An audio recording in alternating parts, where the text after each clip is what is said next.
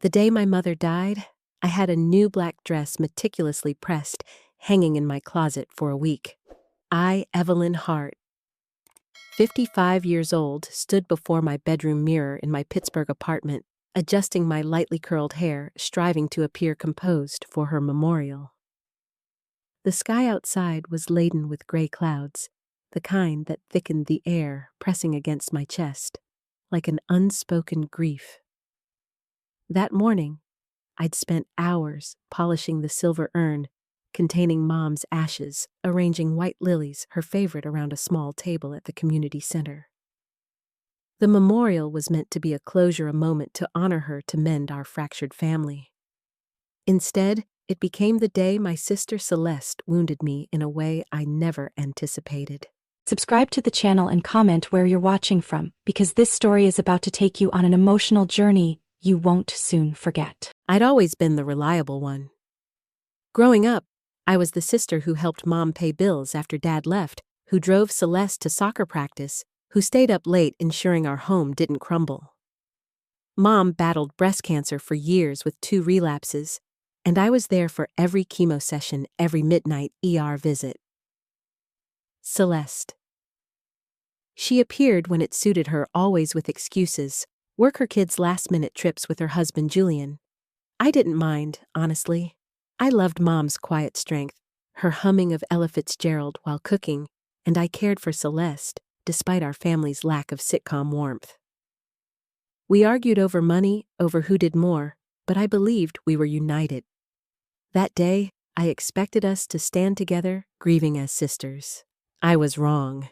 The community center was modest, its scuffed linoleum floors lined with folding chairs, a faint coffee scent lingering from the morning's AA meeting. I'd spent hours preparing a framed photo of Mom from healthier days, smiling in a red sweater. A guest book for signatures. Her favorite jazz playlist softly playing. I'd written a letter for the memorial, pouring my heart into words about Mom's resilience, her subtle humor, her penny pinching to keep us sheltered. I wanted Celeste to feel the weight of our loss, to share it. I'd texted her the day before, asking if she'd speak. "Pass," she replied with a shrug, emoji classic Celeste, dodging the heavy stuff. As guests arrived, neighbors, Mom's former colleagues, a few cousins, I scanned the room for Celeste. She was late as usual. I greeted everyone, thanking them, my hands fidgeting with my dress's hem. By 2 p.m., the room half full, I was about to start when Celeste arrived. She wore a simple navy dress, her blonde hair neatly tied, elegant yet slightly strained, as if balancing reverence with her busy life. Julian followed eyes on his phone. She nodded, offered a faint smile, and said, "Sorry, the kids delayed us." Then she sat near the back, Julian beside her. I took a deep breath, stepped forward, clutching my letter. The room quieted, save for the heater's hum. I began reading, my voice steady. At first, Mom was the woman who could make you laugh, even when the world seemed to collapse. I glanced at Celeste, hoping for connection. She met my eyes, nodded slightly, then whispered to Julian. My stomach twisted, but I pressed on, speaking of Mom's gardening passion, her stubbornness, her sacrifices for our home. By the end, my throat tightened, and a few guests dabbed tears. I looked at Celeste again. She was standing, heading for the door, gesturing for Julian to follow. I chased her to the parking lot, the cold biting through my dress. "Celeste, where are you going? It's not over." She turned eyes, briefly apologetic, but quickly firm. "Emily, I'm sorry, but I have to pick up the kids from school. I tried to be here. Okay, I'll call you later." Her words were soft, but stung. I stood stunned as she got into her car and drove off, Julian beside her, not looking back. That's when I sensed something was deeply wrong. Celeste wasn't just busy, there was something she wasn't saying. Later, when I found the letter in Mom's house hidden in a drawer, I hadn't checked, I understood why. It wasn't just the memorial. It was about money, Mom's money, and a secret Celeste had kept for years. The memorial left a bitter taste, like coffee gone cold on the counter, its acrid edge lingering in my throat. Evelyn Hart stood alone in the empty community center, stacking chairs with a hollow clatter, the faint echo of jazz drifting from the speakers. The white lilies on the table, their petals curling at the edges, mirrored my wilting hope for family unity. Everyone had left cousins back to Ohio neighbors to their routines, the pastor who'd offered a brief prayer. I was alone replaying Celeste's words in the parking lot, "I'll call you later."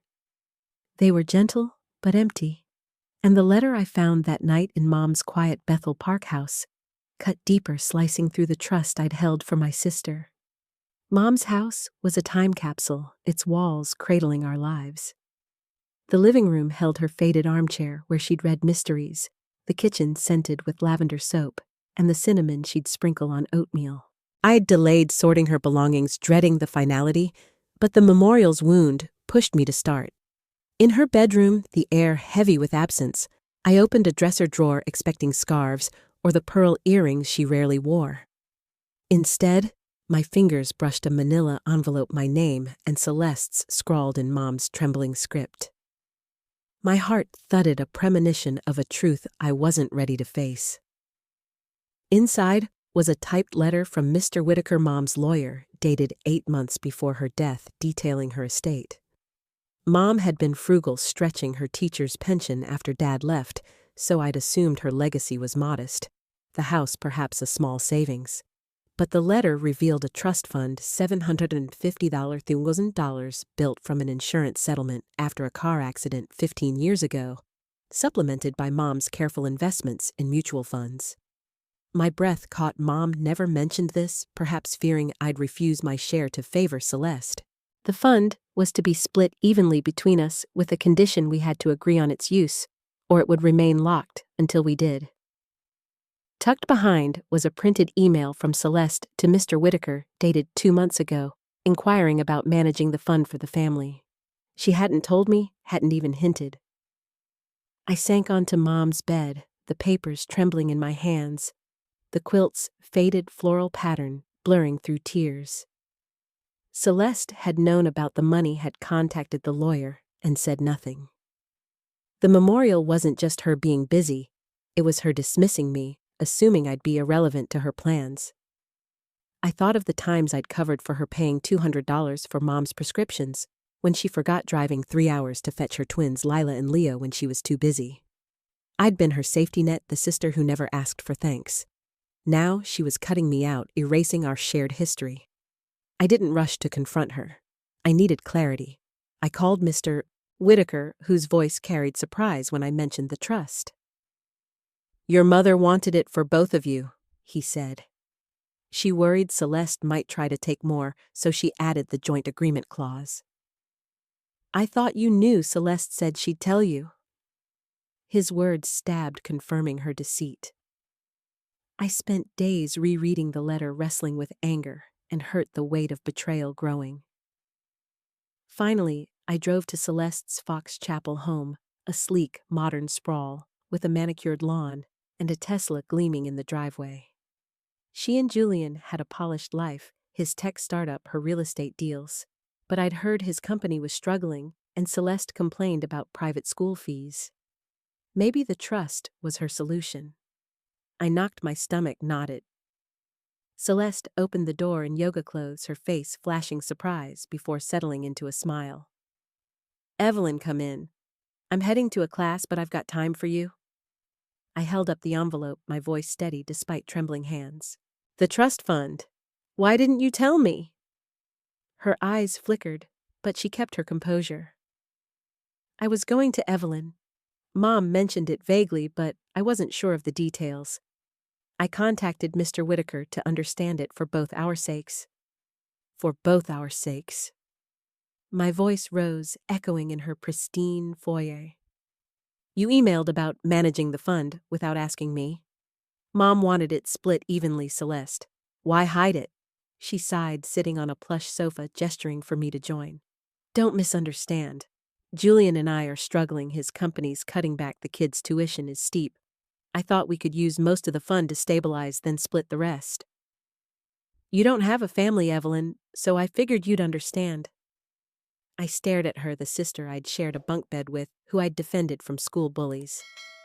You think I don't have needs? I paid for Mom's meds, groceries, everything? Where were you? She shrugged lightly. You did great caring for Mom, Evelyn. I'm grateful. I'm just trying to help our family my way. Think of the kids, they're Mom's grandkids. Heat flared in my chest, anger and hurt colliding. This isn't over, I said, standing. I want what Mom intended, fairness. I left my hands gripping the wheel as I drove home her betrayal, not just about money, but about casting me as an obstacle. The next week, I dug deeper. Mr. Whitaker sent additional emails between him and Celeste, where she pushed for early access, citing family needs. I checked Mom's bank statements, finding small transfers, $1,000, $800 labeled home repairs by Celeste, though Mom was in a nursing home. Mom was too weak to notice, and I was too busy caring for her to check. Then on Mom's old phone, I found a text thread between Celeste and Julian dated 2 months before Mom died. When we get the trust, we'll clear the debts, Julian wrote. Celeste replied, Evelyn will agree. She doesn't need much. My hands shook as I read it. They'd planned this while Mom was alive, banking on my compliance. I confronted Celeste again at a downtown coffee shop, a neutral space buzzing with baristas and clinking mugs. I brought the emails, statements, texts, laying them out like evidence in a trial. She sat across sipping a latte, her face gentle but guarded. You're blowing this out of proportion, she said. Mom wanted us secure, Evelyn. I'm just ensuring that for the kids, for Julian. Think it over. We can split it after I handle some debts. By taking money from Mom as she was dying, by hiding this from me, I pushed the papers across the table. Explain. She glanced at them, then slid them back. You're misreading this. Those were to help Mom fixing the house for her comfort. Sign the agreement, and we'll sort it out smoothly. No, I said, leaning forward. I'm not signing until everything's clear. Mom wanted fairness. Her eyes narrowed. Don't make this harder, Evelyn. I don't want it to get worse. I left my mind reeling. Celeste had resources, Julian's connections, her charm, her knack for spinning truth. I had my library job, a 1-bedroom apartment, and Mom's medical bills. But I had the truth and a fury that wouldn't let me back down. That night, I sifted through Mom's papers. In a shoebox under her bed, I found a small notebook, her handwriting, filling pages, tracking every penny saved for the trust since I was 10. Margin notes read, "For Evelyn's future, for Celeste's kids." She'd built it for us, not for Celeste to claim. I closed it, resolve hardening. Celeste thought she could sideline me, but she was mistaken. I called Mr. Whitaker requesting the trust be frozen until I could challenge Celeste's actions. Then I called Nora, a college friend, at a downtown law firm. This could be fraud, Evelyn, she said, reviewing my documents. Celeste's in trouble if you push. A spark of hope flared. I wasn't ready to face her head on, but I was done being her doormat. My phone buzzed, a text from Celeste. Don't be selfish. Think of the kids, the family. The irony burned. Family, she'd seen me as an obstacle for years. I didn't reply, opening Mom's notebook, tracing her script. This wasn't just money, it was trust, history, Mom's memory. I wouldn't let her take more. The months after confronting Celeste felt like trudging through a Pittsburgh fog, everything hazy, oppressive. But Evelyn Hart, pressed on. I couldn't stop, not with the trust fund dangling unresolved, not with Celeste's betrayal searing my chest. I was done being the sister who fixed everything, who buried her pain for harmony. But fighting wasn't easy. Celeste had wealth, connections, and a talent for making others believe her. I had my library job, a pile of bills, and the stubbornness Mom said I got from her. Her notebook, its pages chronicling the trust's savings, was my anchor, a reminder of her faith in me. I began cautiously, methodically. I met Nora at her downtown office, a glass building that made me feel out of place in my cardigan and jeans. Her cluttered desk was a war room papers stacked like battle plans. She introduced me to Tom Bradley, a lawyer in his 50s, his serious demeanor and firm handshake signaling competence. I handed him the envelope from Mom's dresser. Trust details Celeste's email to Mr. Whitaker, bank statements texts with Julian. He scanned them, brow furrowing. "This is messy," he said, leaning back. "Your sister moved money without permission, possible fraud, but proving intent is tough. She'll claim family benefit. We need more evidence, and Evelyn, this could drag on, get public tense." I pictured Celeste's Foxchapel home, its perfect lawn, her twins in private school uniforms. She'd hate the exposure, but I didn't care. "Do it," I said. "I want what Mom wanted." At Mom's house, I scoured her belongings, each item a rebuke to Celeste's erasure. The house was a time machine, handwritten recipe cards, faded photos of us at Lake Erie, an unfinished quilt from her chemo days. In a taxes folder, I found a statement from 15 years ago, a $50,000 insurance settlement deposit. Mom's notebook notes showed she'd invested it in mutual funds, growing it carefully. Celeste, then in college, never mentioned it, though we shared Mom's bills during her illness. Mr. Whitaker confirmed your mother intended the fund for both. She feared Celeste would dominate, so she added the joint agreement clause. "She trusted you, Evelyn." His words hit deep. Mom foresaw trouble. I reread her notebook, finding an entry from a year ago when she was frail. Told Celeste about the fund. "She wants it for her kids' college?"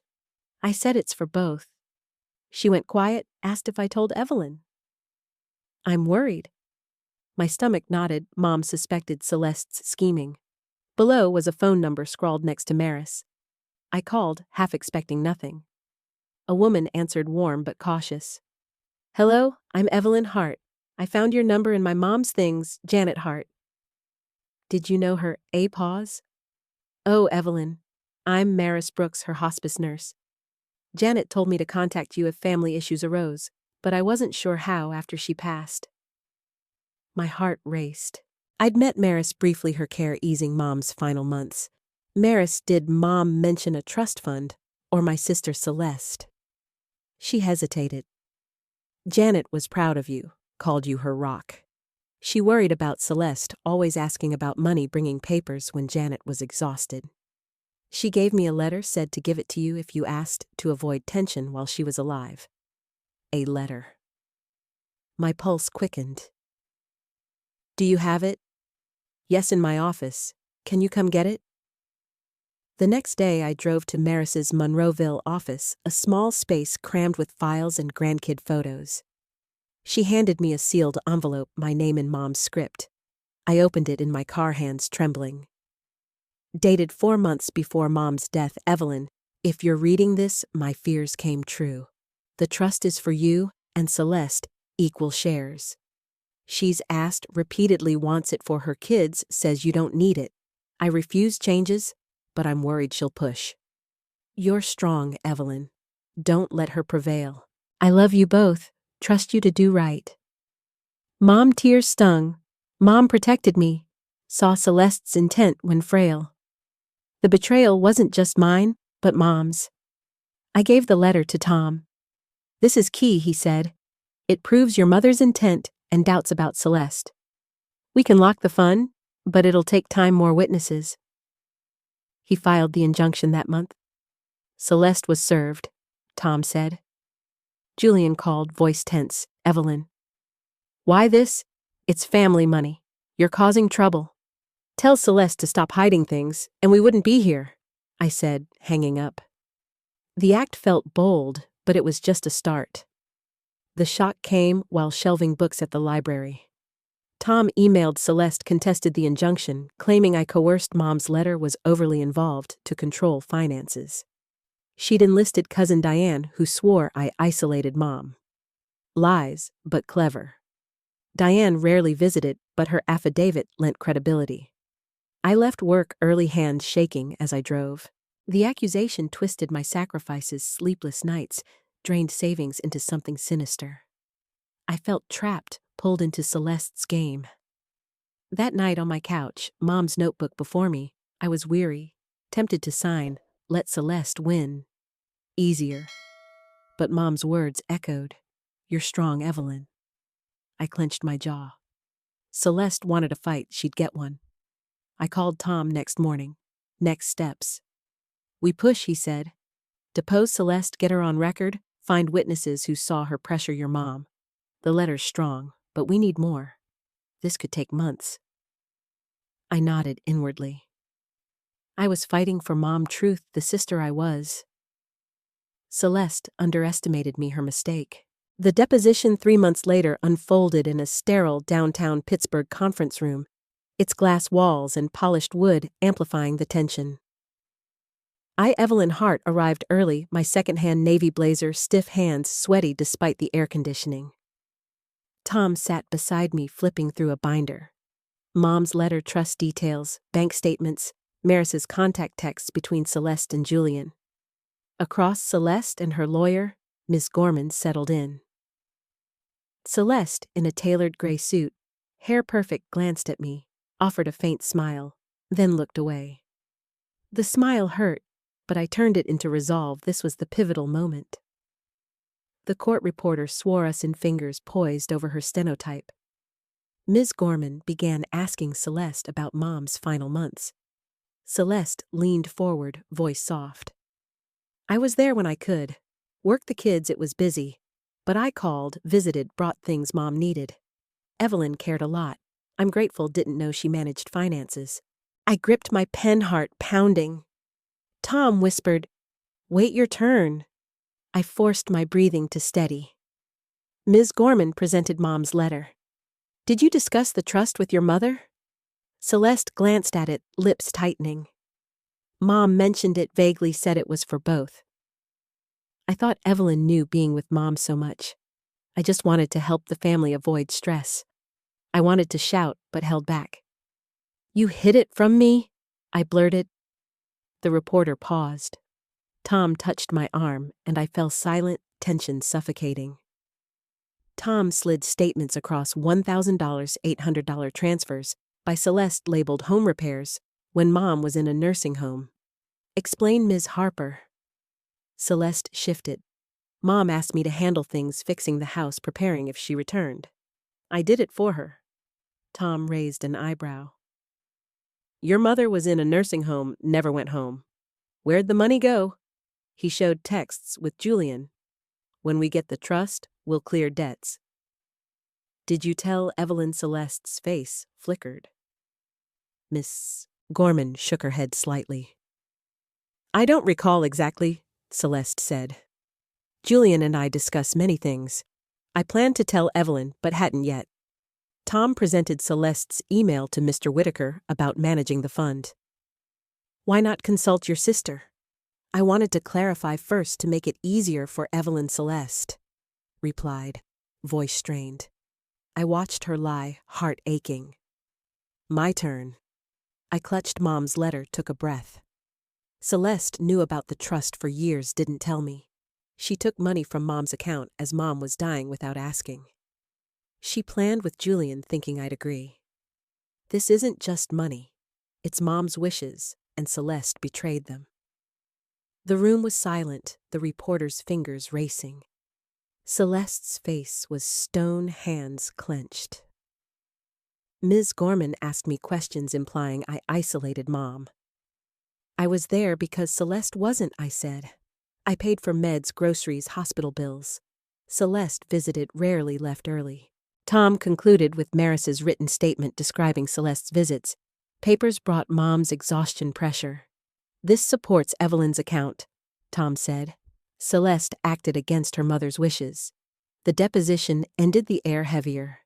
Celeste left swiftly, Ms. Gorman murmuring. Tom patted my shoulder. "You did well, Evelyn. She's shaken. We've got a strong case." I nodded, but felt hollow. Speaking truth lifted a burden, but the sisterly wound ached. Driving home, I recalled Celeste's lies, how she turned Mom's trust into a tool.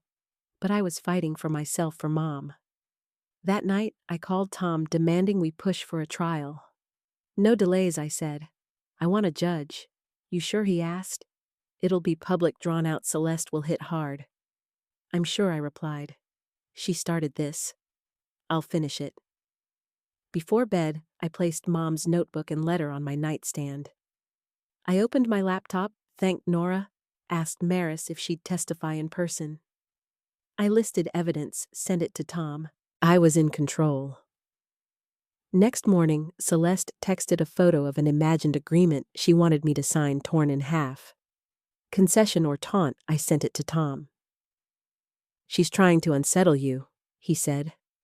Don't respond. I caught my reflection, tired but resolute. I'd exposed Celeste, stood firm. I wasn't just reacting, I was acting, and it felt like freedom. 3 weeks later, Tom called Celeste, filed a countersuit alleging defamation, undue influence. Desperate move, he said. She's scared. Good. I'd been scared too, but no longer. The trial was set for 6 weeks later, and I was ready to face her. The 6 weeks leading to the trial were a relentless blur of tension and preparation, transforming my modest Pittsburgh apartment into a chaotic war room. Papers sprawled across my kitchen table. Bank statements, emails, Mom's letter, text messages marked with frantic post-it notes in neon hues, deadlines circled in red on a tattered wall calendar. I, Evelyn Hart, 55, felt the weight of my battle against Celeste pressing down like the gray clouds that often shrouded the city, but I refused to buckle under the strain. My lawyer, Tom Bradley, called almost daily with updates, Celeste's countersuit accusing me of defamation and manipulating Mom's financial decisions hinged on a flimsy affidavit from our cousin Diane, who claimed I isolated Mom from the family. The accusation was baseless, but its audacity stung. Tom had secured Maris Brooks's commitment to testify in person, and my friend Nora had tracked down Mrs. Ellis, a former neighbor who'd seen Celeste bringing papers to Mom's house during her nursing home stay. Each piece of evidence bolstered our case, but the waiting gnawed at me a persistent ache that kept me awake at night. Celeste's silence was deafening, a storm gathering just beyond the horizon, ready to unleash its fury. I continued working at the Carnegie Library, shelving books to anchor myself amidst the turmoil, but my colleagues noticed the toll it was taking. You okay, Evelyn? My boss Linda asked one afternoon, catching me staring blankly at a card of returns, my hands frozen mid-motion. I forced a weak smile, mumbled that I was fine, but the truth was, I felt like I was carrying the weight of Mom's entire house on my shoulders. The loss of her, the betrayal of Celeste, the looming trial. Celeste's countersuit wasn't just a legal tactic. It was a personal assault, twisting my years of devotion to Mom into something sinister. Diane's affidavit was the deepest wound. Her claim that I'd isolated Mom was a lie. Diane had visited Mom perhaps twice in her final year, sending a fruit basket she'd boasted about as if it were a grand gesture.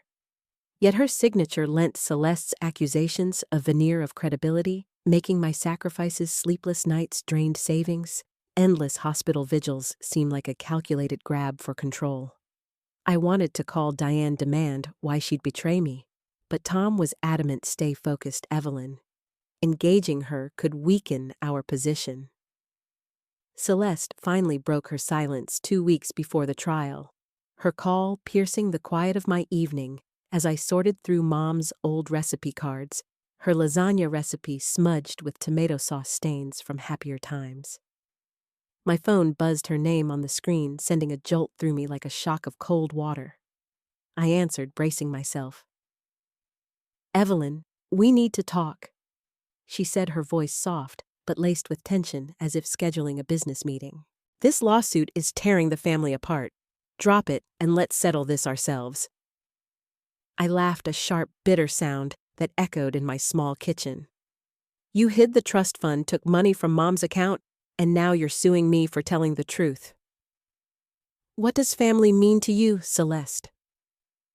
Listen, she said, her tone softening, almost pleading. I'm sorry if you felt left out. Julian's company is struggling, and the twins' tuition is crushing us. I'm proposing a deal. We split the trust 60-40. I'll clear our debts, and then we can be fair with what's left. Do you agree? You don't get to dictate terms after what you did? I said, my voice rising steady, despite the anger surging within. Mom wanted the fund split equally. You betrayed her, and you betrayed me.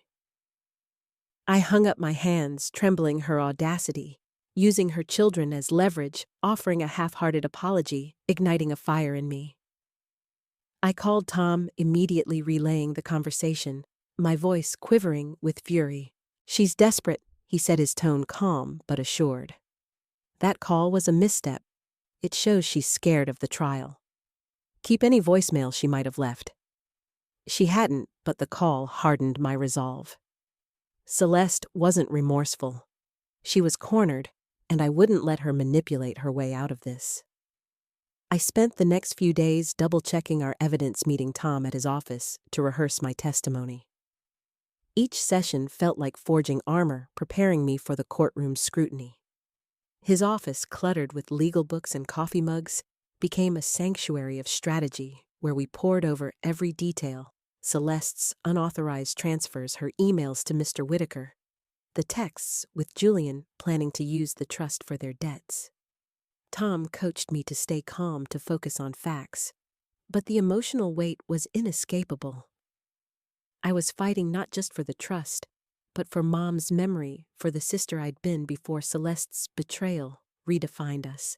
Maris arrived in Pittsburgh a day before the trial, and we met at a diner near the courthouse, its vinyl booths and grease-scented air a comforting contrast to the legal storm ahead. She was older than I remembered, her hair grayer, but her eyes were warm, crinkling at the corners as she smiled. Your mom was so proud of you, she said, stirring her coffee, the spoon clinking softly against the ceramic mug. She'd hate what Celeste is doing, but she'd be cheering you on, Evelyn. Her words struck deep, not just for the encouragement, but because they reminded me why I was fighting for Mom's legacy, her trust in me to uphold her wishes. I thanked her, my throat tight with emotion, and promised to stay in touch after the trial. As we parted, I felt a quiet strength, as if Mom's presence was guiding me through the battle. The trial day arrived on a cold April morning, the Pittsburgh sky, a heavy gray, mirroring the weight in my chest. The courthouse, with its imposing marble floors and echoing corridors, made me feel small as I walked in, my footsteps sharp against the stone. Tom was already there, his suit crisp, his binder brimming with evidence, exuding a calm confidence that steadied me. Celeste arrived with Miss Gorman, her face a mask of composure, but I noticed her hands fidgeting with her purse strap, a subtle sign of nerves. The courtroom was half empty, mostly lawyers, a few curious onlookers, but the air felt charged, as if the world were watching, judging. The judge, a stern woman with wire-rimmed glasses that glinted under the fluorescent lights, called the case to order.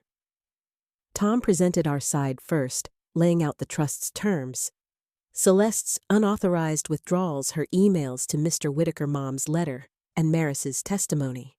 Maris took the stand, her voice clear and steady as she described Celeste's visits to Mom in the nursing home, the papers she'd brought, Mom's visible fatigue and discomfort under pressure. Janet told me she felt pushed, Maris said, her words resonating in the quiet room. She wanted Evelyn to know the truth about the trust to ensure it was fair. Ms. Gorman countered, painting me as overbearing, suggesting Mom's letter was written under my influence. Diane testified next, claiming I'd kept Mom from family gatherings, but her performance was shaky. She stumbled over dates, admitted she'd visited Mom only a handful of times in her final years.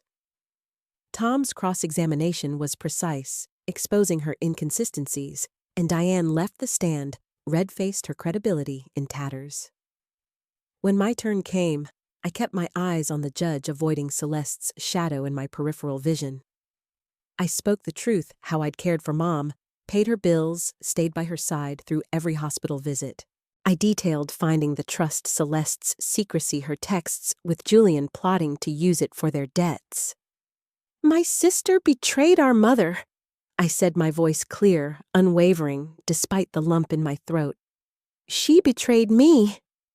All I want is what Mom intended: fairness for both of us. Celeste's testimony was polished, but hollow. She maintained she was helping Mom, didn't fully understand the trust's details, and assumed I'd agreed to her plans. Tom's cross-examination was relentless, highlighting contradictions, presenting the texts, the bank statements.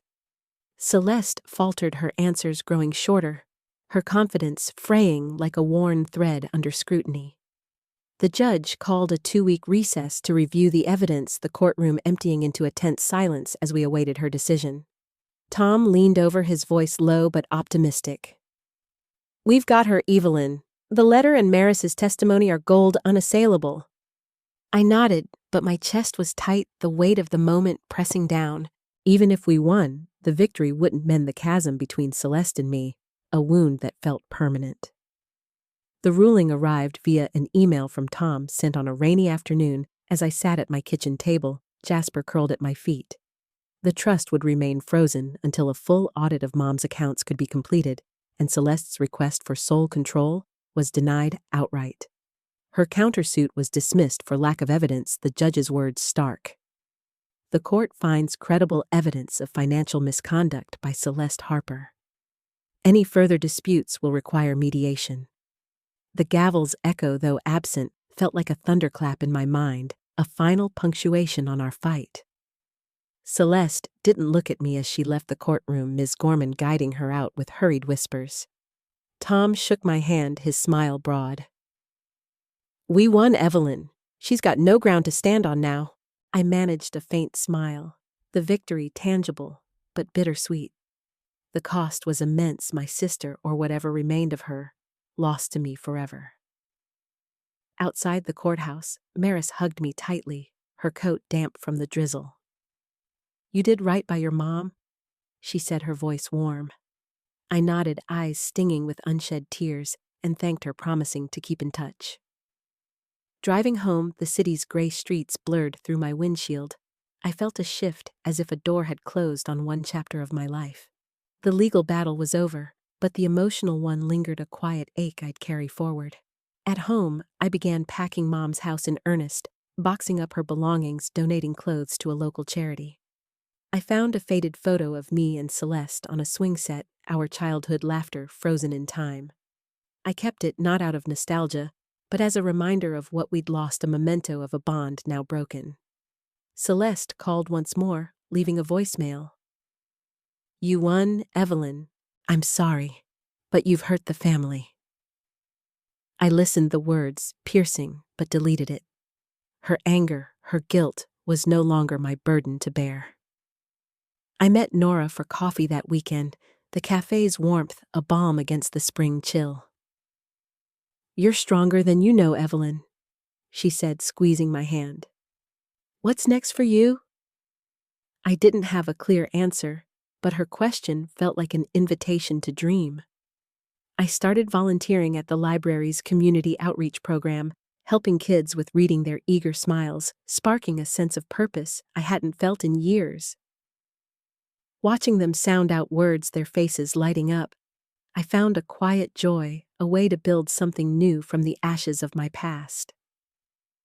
Tom called a week later with an update. The audit had uncovered that Celeste withdrew $15,000 from Mom's accounts, funds that could be ordered repaid. "Do you want to pursue charges?" he asked. I thought of Celeste, her life unraveling under legal scrutiny, her children caught in the fallout. "No," I said, my voice steady. "Let her live with what she did."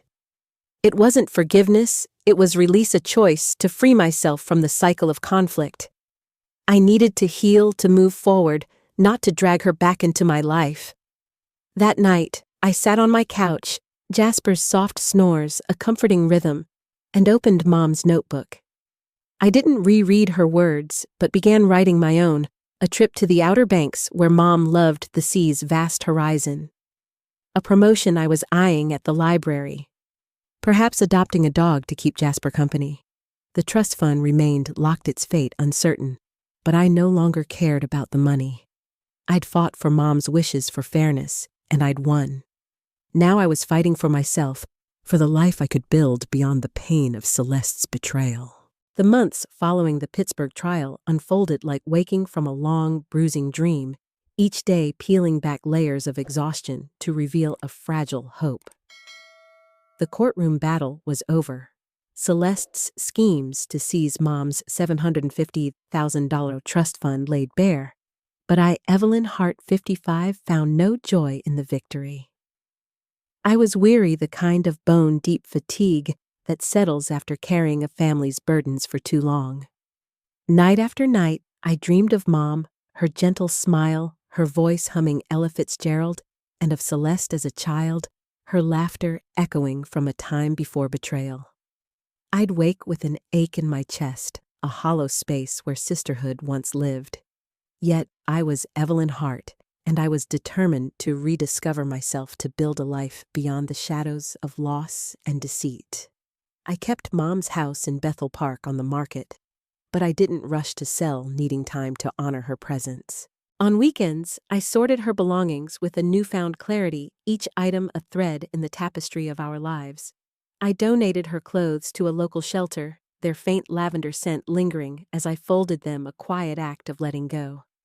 I kept her recipe box, its cards smudged with sauce stains, a tangible link to her warmth. In a drawer, I found a faded photo of me and Celeste on a swing set, our childhood grins frozen in time. I framed it not for nostalgia, but as a reminder of what we'd lost, a bond now broken, yet part of who I was. One rainy afternoon, in the attic's dusty silence, I discovered a small wooden box, Mom's initials carved on its lid. Inside were letters she'd written to us as children never sent. Mine read, "Evelyn, my steady one. Don't let the world dim your shine."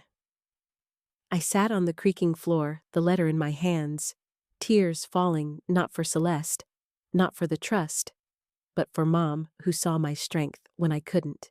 That letter was a turning point, a beacon guiding me back to myself.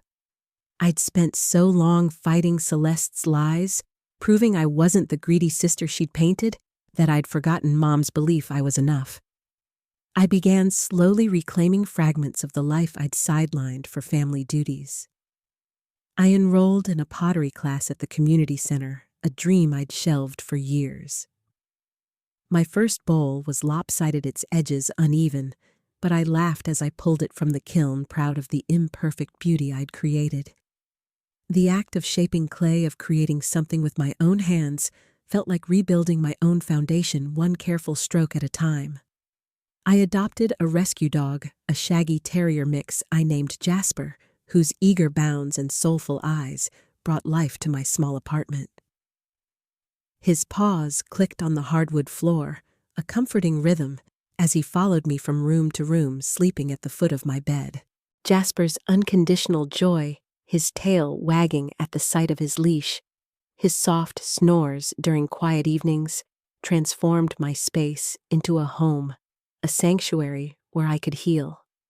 His presence reminded me that love could be simple, unburdened by the complexities of human betrayal. My work at the Carnegie Library became a source of light, a place where I could pour my energy into something beyond myself. The community outreach program I'd joined expanded, and I found myself leading storytime sessions for children, their eager faces glowing as I read picture books about dragons and far-off lands.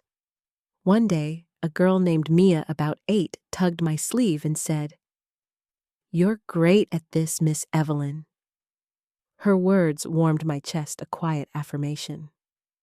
I was great, not because I was fixing anyone, but because I was showing up as myself, free from the need to prove my worth to Celeste or anyone else. I stayed in touch with Maris, sending her a thank you note and a photo of Jasper, his tongue lolling in a goofy grin. She responded with an invitation to a hospice volunteer event in Pittsburgh, a gathering to support families in their final moments with loved ones. I went nervous but curious and found myself sharing stories of Mom, her rose garden, her stubborn love, while listening to others share their own. The weight of loss was heavy in the room, but the act of connecting, of offering a listening ear, felt profoundly meaningful. as if I were carrying forward Mom's strength in a new way. Maris pulled me aside afterward, her eyes bright with warmth. "You have a gift, Evelyn," she said. "You truly listen. That's rare." Her words planted a seed, a vision of building something lasting not just for Mom's memory, but for those seeking solace in their own grief. The trust fund remained frozen, the audit dragging on with bureaucratic slowness, but I stopped checking Tom's updates daily. The money, once a symbol of Celeste's betrayal, no longer defined me. When Tom called to report that the audit confirmed Celeste had withdrawn $15,000 from Mom's accounts funds that could be ordered repaid, I felt a fleeting pang, but not the rage I'd once harbored. Celeste had lost more than money. She'd lost any chance of reconciliation, a door I'd once held open now firmly closed. "Do you want to pursue charges?" Tom asked. I pictured Celeste's life unraveling, her children caught in the fallout, and shook my head. "No," I said, my voice steady. "Let her live with what she did. It wasn't forgiveness, it was liberation, a choice to free myself from her orbit. Celeste might try again, but I wasn't afraid. I'd faced her once and prevailed. I could do it again if needed. Celeste didn't reach out after her voicemail, and I didn't expect her to.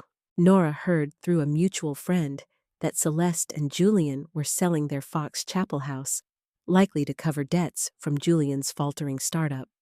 A flicker of pity crossed my heart, but it faded quickly. They'd made their choices, and I was no longer responsible for mending their consequences. I unfollowed Celeste on social media, packed away her old birthday cards in a box under my bed, and let her presence in my life dim a once vivid figure, now a faint outline. One evening, with Jasper snoring softly on the couch, I opened Mom's notebook, not to read her words, but to write my own. I jotted down dreams: a trip to the Outer Banks, where Mom loved the sea's endless horizon; a promotion at the library I was working toward, starting a reading group for seniors to share stories. The list grew, each item a step toward a life I was choosing, not one shaped by Celeste's greed or Mom's illness.